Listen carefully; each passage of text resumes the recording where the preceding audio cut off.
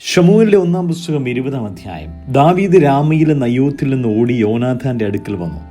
ഞാൻ എന്ത് ചെയ്തു? എന്റെ കുറ്റം എന്ത്? നിന്റെ അപ്പൻ എന്നെ കൊല്ലുവാൻ അന്വേഷിക്കേണ്ടതിന് അവനോട് ഞാൻ ചെയ്ത പാപം എന്ത് എന്ന് ചോദിച്ചു. അവനോട്, അങ്ങനെ ഭവിക്കരുതേ, നീ മരിക്കയില്ല. എന്റെ അപ്പൻ എന്നെ അറിയിക്കാതെ വലുതോ ചെറുതോ യാതൊന്നും ചെയ്യുവാറില്ല. പിന്നെ ഈ കാര്യം എന്നെ മറപ്പാൻ സംഗതി എന്ത്? അങ്ങനെ വരികയില്ല എന്ന് പറഞ്ഞു. ദാവീദ് പിന്നെയും അവനോട്, എന്നോട് നിനക്ക് പ്രിയമാകുന്നുവെന്ന് നിന്റെ അപ്പൻ നല്ലവണ്ണം അറിയുകയാൽ യോനാഥാൻ ദുഃഖിക്കാതിരിക്കേണ്ടതിന് അവൻ ഇത് ഗ്രഹിക്കരുത് എന്ന് അവൻ വിചാരിക്കുന്നു. എന്നാൽ യഹോവയാണ്, നിന്നാണേ, എനിക്കും മരണത്തിനും മധ്യ ഒരടി അകലം മാത്രമേയുള്ളൂ എന്ന് സത്യം ചെയ്തു. അപ്പോൾ യോനാഥാൻ ദാവീദിനോട്, നിന്റെ ആഗ്രഹം എന്ത്? ഞാനത് ചെയ്തു തരുമെന്ന് പറഞ്ഞു. ദാവീദ് യോനാഥാനോട് പറഞ്ഞത്, നാളെ അമാവാസ്യയാകുന്നു. ഞാനും രാജാവിനോട് കൂടെ പന്തിഭോജനത്തിരിക്കേണ്ടതല്ലോ. എങ്കിലും മറ്റന്നാൾ വൈകുന്നേരം വരെ വയലിൽ ഒളിച്ചിരിപ്പാൻ എനിക്ക് അനുവാദം തരണം. നിന്റെ അപ്പൻ എന്നെ കാണാഞ്ഞിട്ട് അന്വേഷിച്ചാൽ ദാവീദ് സ്വന്തം പട്ടണമായ ബേത്ലഹേമിലേക്ക് ഒന്ന് പോയി വരേണ്ടതിന് എന്നോട് താല്പര്യമായി അനുവാദം ചോദിച്ചു. അവന്റെ കുലത്തിനെല്ലാം അവിടെ വർഷാന്തര യാഗം ഉണ്ട് എന്ന് ബോധിപ്പിക്കണം. കൊള്ളാമെന്ന് അവൻ പറഞ്ഞാൽ അടിയന് ശുഭം, അല്ല കോപിച്ചാൽ അവൻ ദോഷം നിർണയിച്ചിരിക്കുന്നു എന്ന് അറിഞ്ഞുകൊള്ളണം. എന്നാൽ അങ്ങുന്ന് അടിയനോട് ദയ ചെയ്യണം. അടിയനുമായി യഹോവയെ സാക്ഷിയാക്കി സഖ്യത ചെയ്തിട്ടുണ്ടല്ലോ. വല്ല കുറ്റവും എന്നിലുണ്ടെങ്കിൽ അങ്ങുന്ന് തന്നെ എന്നെ കൊല്ലുക. അപ്പൻ്റെ അടുക്കൽ എന്നെ കൊണ്ടുപോകുവാൻ എന്തോരാവശ്യം?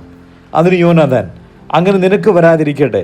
എൻ്റെ അപ്പൻ നിനക്ക് ദോഷം വരുത്തുവാൻ നിർണയിച്ചിരിക്കുന്നു എന്ന് ഞാൻ അറിഞ്ഞാൽ നിന്നെ അറിയിക്കാതിരിക്കുമോ എന്ന് പറഞ്ഞു. ദാവീദ് യോനാഥാനോട്, നിന്റെ അപ്പൻ നിന്നോട് കഠിനമായ ഉത്തരം പറഞ്ഞാലോ അതാരെന്നെ അറിയിക്കും എന്ന് ചോദിച്ചു. യോനാഥാൻ ദാവീദിനോട്, വരിക, നമുക്ക് വയലിലേക്ക് പോകാം എന്ന് പറഞ്ഞു. അവർ ഇരുവരും വയലിലേക്ക് പോയി. പിന്നെ യോനാഥാൻ ദാവീദിനോട് പറഞ്ഞത്, ഇസ്രായേലിന്റെ ദൈവമായ യഹോവ സാക്ഷി, നാളെ ഈ നേരത്തോ മറ്റന്നാളോ എൻ്റെ അപ്പൻ്റെ അന്തർഗതം അറിഞ്ഞ് നിനക്ക് ഗുണമെന്ന് കണ്ടാൽ ഞാൻ ആളയച്ചു നിന്നെ അറിയിക്കാതിരിക്കുമോ? എന്നാൽ നിന്നോട് ദോഷം ചെയ്യുവാനാകുന്നു എൻ്റെ അപ്പൻ ഭാവിക്കുന്നതെങ്കിൽ ഞാൻ അത് നിന്നെ അറിയിച്ച് നീ സമാധാനത്തോടെ പോകേണ്ടതിന് നിന്നെ പറഞ്ഞയക്കാതിരുന്നാൽ യഹോവ യോനാഥാനോട് തക്കവണ്ണവും അധികവും ചെയ്യട്ടെ. യഹോവ തൻ്റെ അപ്പനോട് കൂടെ ഇരുന്നതുപോലെ നിന്നോടുകൂടിയും ഇരിക്കുമാറാകട്ടെ. ഞാൻ ഇനി ജീവനോടിരിക്കുകയാകുന്നു എങ്കിൽ ഞാൻ മരിക്കാതെ വണ്ണം യഹോവയുടെ ദയ നീ കാണേണ്ടതിന് എന്നോട് മാത്രമല്ല എൻ്റെ ഗ്രഹത്തോട് നിന്റെ ദയ ഒരിക്കലും അറ്റുപോകരുത്. യഹോവ ദാവീദിന്റെ ശത്രുക്കളെ ഒട്ടൊഴിയാതെ ഭൂതലത്തിൽ നിന്ന് ഛേദിച്ചു കളയും കാലത്ത് അറ്റുപോകരുത്. ഇങ്ങനെ യോനാഥാൻ ദാവീദിന്റെ ഗ്രഹത്തോട് സഖ്യത ചെയ്തു. ദാവീദിന്റെ ശത്രുക്കളോട് യഹോവ ചോദിച്ചുകൊള്ളും. യോനാഥാൻ സ്വന്തം പ്രാണനെ പോലെ ദാവീദിനെ സ്നേഹിക്കയാൽ തന്നോടുള്ള സ്നേഹത്തെ ചൊല്ലി അവനെ കൊണ്ട് പിന്നെയും സത്യം ചെയ്യിച്ചു. പിന്നെ യോനാഥാൻ ദാവീദിനോട് പറഞ്ഞത്, നാളെ അമാവാസിയാകുന്നുവല്ലോ. നിന്റെ ഇരിപ്പിടം ഒഴിഞ്ഞിരിക്കുമ്പോൾ നീ ഇല്ലെന്ന് കാണും. 3 ദിവസം കഴിഞ്ഞിട്ട് കാര്യം നടന്ന് അന്ന് നീ ഒളിച്ചിരുന്ന സ്ഥലത്തേക്ക് വേഗത്തിൽ ഇറങ്ങി വന്ന് ഏസർ കല്ലിന്റെ അരികെ താമസിക്കണം. അപ്പോൾ ഞാൻ അതിൻ്റെ ഒരു വശത്ത് ഒരു ലാക്കിന് എയ്യുന്ന ഭാവത്തിൽ 3 അമ്പ് എയ്യും. നീ ചെന്ന് അമ്പ് നോക്കി എടുത്തുകൊണ്ടുവരിക എന്ന് പറഞ്ഞ് ഒരു ബാല്യക്കാരനെ അയക്കും. അമ്പുകൾ നിന്റെ ഇപ്പുറത്ത് ഇതാ എടുത്തുകൊണ്ടുവരിക എന്ന് ഞാൻ ബാല്യക്കാരനോട് പറഞ്ഞാൽ നീ അവ എടുത്തുകൊണ്ടുവരിക. യഹോവയാണ്, നിനക്ക് ശുഭമല്ലാതെ മറ്റൊന്നും വരികയില്ല. എന്നാൽ ഞാൻ ബാല്യക്കാരനോട്, അമ്പ് നിന്റെ അപ്പുറത്ത് അതാ എന്ന് പറഞ്ഞാൽ നിന്റെ വഴിക്ക് പോയിക്കൊള്ളുക. യഹോവ നിന്നെ പറഞ്ഞയച്ചിരിക്കുന്നു. ഞാനും നീയും തമ്മിൽ പറഞ്ഞിരിക്കുന്ന കാര്യത്തിലോ യഹോവ എനിക്കും നിനക്കും മധ്യേ എന്നേക്കും സാക്ഷി. ഇങ്ങനെ ദാവീദ് വയലിൽ ഒളിച്ചു. അമാവാസ്യയായപ്പോൾ രാജാവ് പന്തിഭോജനത്തിനിരുന്നു. രാജാവ് പതിവ് പോലെ ചുവരിനരികെയുള്ള തൻ്റെ ആസനത്തിന്മേലിരുന്നു. യോനാഥാൻ എഴുന്നേറ്റ് നിന്ന് അബ്നേർ ശൗലിന്റെ അരികെ ഇരുന്നു. ദാവീദിന്റെ സ്ഥലമോ ഒഴിഞ്ഞു കിടന്നു. അന്ന് ശൗൽ ഒന്നും പറഞ്ഞില്ല. അവൻ എന്തോ ഭവിച്ചു, അവന് ശുദ്ധിയില്ലാതിരിക്കും, അതെ, അവന് ശുദ്ധിയില്ല എന്ന് അവൻ വിചാരിച്ചു. അമാവാസ്യയുടെ പിറ്റന്നാളും ദാവീദിന്റെ സ്ഥലം ഒഴിഞ്ഞു കിടന്നു. ശൗൽ തന്റെ മകനായ യോനാഥാനോട്, ഇശായിയുടെ മകൻ ഇന്നലെയും ഇന്നും പന്തിഭോജനത്തിന് വരാതിരിക്കുന്നത് എന്ത് എന്ന് ചോദിച്ചു. യോനാഥാൻ ശൗലിനോട്, ദാവീദ് ബേത്ലഹേമിൽ പോകുവാൻ എന്നോട് താല്പര്യമായി അനുവാദം ചോദിച്ചു. ഞങ്ങളുടെ കുലത്തിന് പട്ടണത്തിൽ ഒരു യാഗമുള്ളതുകൊണ്ട് എന്നെ വിട്ടയക്കണമേ. എൻ്റെ ജ്യേഷ്ഠൻ തന്നെ എന്നോട് കൽപ്പിച്ചിരിക്കുന്നു. ആകയാൽ നിനക്ക് എന്നോട് കൃപയുണ്ടെങ്കിൽ ഞാൻ എൻ്റെ സഹോദരന്മാരെ ചെന്ന് കാണുവാൻ അനുവദിക്കണമേ എന്ന് പറഞ്ഞു. അതുകൊണ്ടാകുന്നു അവൻ രാജാവിന്റെ പന്തിഭോജനത്തിന് വരാതിരിക്കുന്നത് എന്ന് ഉത്തരം പറഞ്ഞു. അപ്പോൾ ശൗലിന്റെ കോപം യോനാഥാന്റെ നേരെ ജ്വലിച്ചു. അവൻ അവനോട്, വക്രതയും ദുഷാഠ്യവും ഉള്ളവരുടെ മകനെ, നിന്റെ സ്വന്തം ലജ്ജയ്ക്കും നിന്റെ അമ്മയുടെ നഗ്നതയുടെ ലജ്ജയ്ക്കുമായി നീ ഇശായിയുടെ മകനോട് കൂടിയിരിക്കുന്നു എന്ന് എനിക്ക് അറിഞ്ഞുകൂടെയോ? ഇശായിയുടെ മകൻ ഭൂമിയിൽ ജീവിച്ചിരിക്കുന്ന കാലത്തൊരിക്കലും നീ നിന്റെ രാജ്യത്വവും ഉറക്കിയില്ല. ഉടനെ ആളയച്ച് അവനെ എൻ്റെ അടുക്കൽ വരുത്തുക, അവൻ മരണയോഗ്യനാകുന്നു എന്ന് പറഞ്ഞു. യോനാഥാൻ തൻ്റെ അപ്പനായ ശൗലിനോട്, അവനെ എന്തിനു കൊല്ലുന്നു? അവൻ എന്ത് ചെയ്തു എന്ന് ചോദിച്ചു. അപ്പോൾ ശൗൽ അവനെ കൊല്ലുവാൻ അവൻ്റെ നേരെ കുന്തം ചാട്ടി. അതിനാൽ തൻ്റെ അപ്പൻ ദാവീദിനെ കൊല്ലുവാൻ നിർണയിച്ചിരിക്കുന്നു എന്ന് യോനാഥാൻ അറിഞ്ഞു. യോനാഥാൻ അതികോപത്തോടെ പന്തിഭോജനത്തിൽ നിന്ന് എഴുന്നേറ്റു. അമാവാസിയുടെ പിറ്റേന്നാൾ ഭക്ഷണം ഒന്നും കഴിച്ചതുമില്ല. തൻ്റെ അപ്പൻ ദാവീദിനെ അപമാനിച്ചതുകൊണ്ട് അവനെക്കുറിച്ച് അവൻ വ്യസനിച്ചിരുന്നു. പിറ്റേന്നാൾ രാവിലെ ദാവീദുമായി നിശ്ചയിച്ചിരുന്ന സമയത്ത് യോനാഥാൻ ഒരു ചെറിയ ബാല്യക്കാരനോട് കൂടെ വയലിലേക്ക് പോയി. അവൻ തൻ്റെ ബാല്യക്കാരനോട് ഓടിച്ചെന്ന്, ഞാൻ എറിയുന്ന അമ്പ് എടുത്തുകൊണ്ട് വരുക എന്ന് പറഞ്ഞു. ബാല്യക്കാരൻ ഓടുമ്പോൾ അവൻ്റെ അപ്പുറത്തേക്കൊരു അമ്പ് എയ്തു. യോനാഥാൻ എയ്ത അമ്പ് വീണെടുത്ത് ബാല്യക്കാരൻ എത്തിയപ്പോൾ യോനാഥാൻ ബാല്യക്കാരനോട്, അമ്പു നിന്റെ അപ്പുറത്തല്ലയോ എന്ന് വിളിച്ചു പറഞ്ഞു. പിന്നെയും യോനാഥാൻ ബാല്യക്കാരനോട്, ബന്ധപ്പെട്ട് ഓടി വരിക, നിൽക്കരുത് എന്ന് വിളിച്ചു പറഞ്ഞു. യോനാഥാന്റെ ബാല്യക്കാരൻ അമ്പുകളെ പെറുക്കി യജമാനന്റെ അടുക്കൽ കൊണ്ടുവന്നു. എന്നാൽ യോനാഥാനും ദാവീദുമല്ലാതെ ബാല്യക്കാരൻ കാര്യമൊന്നും അറിഞ്ഞില്ല. പിന്നെ യോനാഥാൻ തൻ്റെ ആയുധങ്ങളെ ബാല്യക്കാരൻ്റെ പക്കൽ കൊടുത്തു. പട്ടണത്തിലേക്ക് കൊണ്ടുപോക എന്ന് പറഞ്ഞു. ബാല്യക്കാരൻ പോയ ഉടനെ ദാവീദ് തെക്കുവശത്തു നിന്ന് എഴുന്നേറ്റ് വന്ന് 3 പ്രാവശ്യം സാഷ്ടാംഗം വീണ് നമസ്കരിച്ചു. അവർ തമ്മിൽ ചുംബനം ചെയ്തു കരഞ്ഞു. ദാവീദ് ഉച്ചത്തിൽ കരഞ്ഞുപോയി. യോനാഥാൻ ദാവീദിനോട്, യഹോവ എനിക്കും നിനക്കും എൻ്റെ സന്തതിക്കും നിന്റെ സന്തതിക്കും മധ്യേ എന്നേക്കും സാക്ഷി എന്നിങ്ങനെ നാം ഇരുവരും യഹോവയുടെ നാമത്തിൽ സത്യം ചെയ്തിരിക്കൊണ്ട് സമാധാനത്തോടെ പോക എന്ന് പറഞ്ഞു. അങ്ങനെ അവൻ എഴുന്നേറ്റ് പോയി. യോനാഥാനോ പട്ടണത്തിലേക്ക് പോന്നു. യെശയ്യാവിന്റെ പുസ്തകം 14-ാം അധ്യായം. യഹോവ യാക്കോബിനോട് മനസ്സറിഞ്ഞ് ഇസ്രയേലിനെ വീണ്ടും തിരഞ്ഞെടുത്ത് സ്വദേശത്തേക്ക് അവരെ പാർപ്പിക്കും. അന്യജാതിക്കാരും അവരോട് യോജിച്ച് യാക്കോബ് ഗൃഹത്തോട് ചേർന്നുകൊള്ളും. ജാതികൾ അവരെ കൂട്ടി അവരുടെ സ്ഥലത്തേക്ക് കൊണ്ടുവരും. ഇസ്രയേൽ ഗൃഹം അവരെ യഹോവയുടെ ദേശത്ത് ദാസന്മാരും ദാസിമാരുമായും അടക്കിക്കൊള്ളും. തങ്ങളെ ബദ്ധരാക്കിയവരെയും അവർ ബദ്ധന്മാരാക്കുകയും തങ്ങളെ പീഡിപ്പിച്ചവരെ വാഴുകയും ചെയ്യും. യഹോവ നിന്റെ വ്യസനവും നിന്റെ കഷ്ടതയും നീ ചെയ്യേണ്ടി വന്ന നിന്റെ കഠിന ദാസ്യവും നീക്കി നിനക്ക് വിശ്രാമം നൽകുന്ന നാളിൽ നീ ബാബേൽ രാജാവിനെ കുറിച്ച് ഈ പാട്ട് ചൊല്ലും. പീഡിപ്പിക്കുന്നവൻ എങ്ങനെയില്ലാതെയായി, സ്വർണ്ണനഗരം എങ്ങനെ മുടിഞ്ഞുപോയി. യഹോവ ദുഷ്ടന്മാരുടെ വടിയും വാഴുന്നവരുടെ ചെങ്കോലും ഒടിച്ചു കളഞ്ഞു. വംശങ്ങളെ ഇടവിടാതെ ക്രോധത്തോടെ അടിക്കുകയും അവർക്ക് അടുത്തുകൂടാത്ത ഉപദ്രവത്താൽ ജാതികളെ കോപത്തോടെ ഭരിക്കുകയും ചെയ്തവനെ തന്നെ. സർവഭൂമിയും വിശ്രമിച്ച് സ്വസ്ഥമായിരിക്കുന്നു. അവർ ആർത്തു പാടുന്നു. സരളവൃക്ഷങ്ങളും ലബനോനിലെ ദേവദാരുക്കളും നിന്നെക്കുറിച്ച് സന്തോഷിച്ചു. നീ വീണ് കിടക്കുന്നത് മുതൽ ഒരു വെട്ടുകാരനും ഞങ്ങളുടെ നേരെ കയറി വരുന്നില്ല എന്ന് പറയുന്നു. നിന്റെ വരവിങ്കൽ നിന്നെ എതിരേൽപ്പാൻ താഴെ പാതാളം നിന്റെ നിമിത്തം ഇളകിയിരിക്കുന്നു. അത് നിന്നെ ചൊല്ലി സകല ഭൂഭായന്മാരുമായ പ്രേതന്മാരെ ഉണർത്തുകയും ജാതികളുടെ സകല രാജാക്കന്മാരെയും സിംഹാസനത്തിൽ നിന്ന് എഴുന്നേൽപ്പിക്കുകയും ചെയ്തിരിക്കുന്നു. അവരൊക്കെയും നിന്നോട്, നീയും ഞങ്ങളെപ്പോലെ ബലഹീനനായോ, നീയും ഞങ്ങൾക്ക് തുല്യനായി തീർന്നുവോ എന്ന് പറയും. നിന്റെ ആഡംബരവും വാദ്യാഘോഷവും പാതാളത്തിലേക്ക് ഇറങ്ങിപ്പോയി. നിന്റെ കീഴെ പുഴുക്കളെ വിരിച്ചിരിക്കുന്നു. കൃമികൾ നിനക്ക് പുതപ്പായിരിക്കുന്നു. അരുണോദയപുത്രനായ ശുക്ര, നീ എങ്ങനെ ആകാശത്തുനിന്ന് വീണു? ജാതികളെ താഴ്ത്തിക്കളഞ്ഞവനെ, നീ എങ്ങനെ വെട്ടേറ്റു നിലത്തു വീണു? ഞാൻ സ്വർഗത്തിൽ കയറും, എന്റെ സിംഹാസനം ദൈവത്തിന്റെ നക്ഷത്രങ്ങൾക്ക് മീതെ വയ്ക്കും. ഉത്തരദിക്കിന്റെ അതിർത്തിയിൽ സമാഗമന പർവ്വതത്തിന്മേൽ ഞാൻ ഇരുന്ന് അരുളും. ഞാൻ മേഘോന്നതങ്ങൾക്ക് മീതെ കയറും, ഞാൻ അത്യുന്നതനോട് സമനാകും എന്നല്ലോ നീ ഹൃദയത്തിൽ പറഞ്ഞത്. എന്നാൽ നീ പാതാളത്തിലേക്ക്, നാശകൂപത്തിന്റെ അടിയിലേക്ക് തന്നെ വീഴും.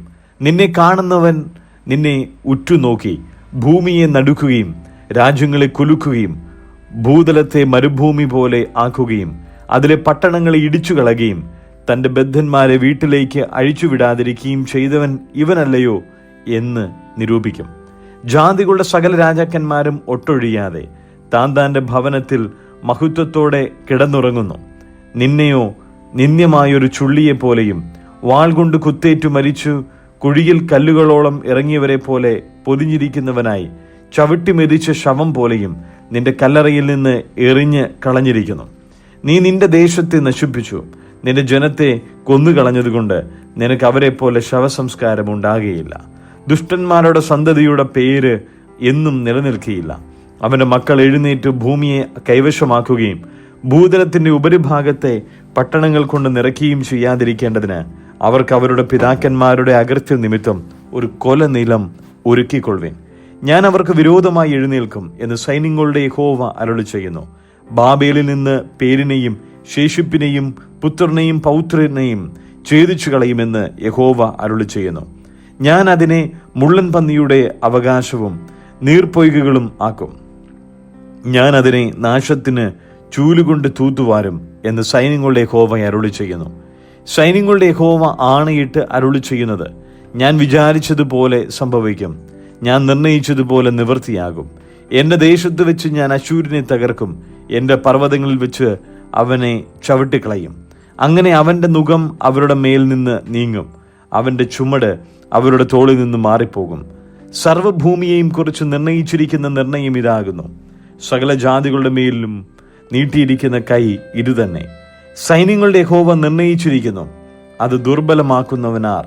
അവന്റെ കൈ നീട്ടിയിരിക്കുന്നു, അത് മടക്കുന്നവനാർ.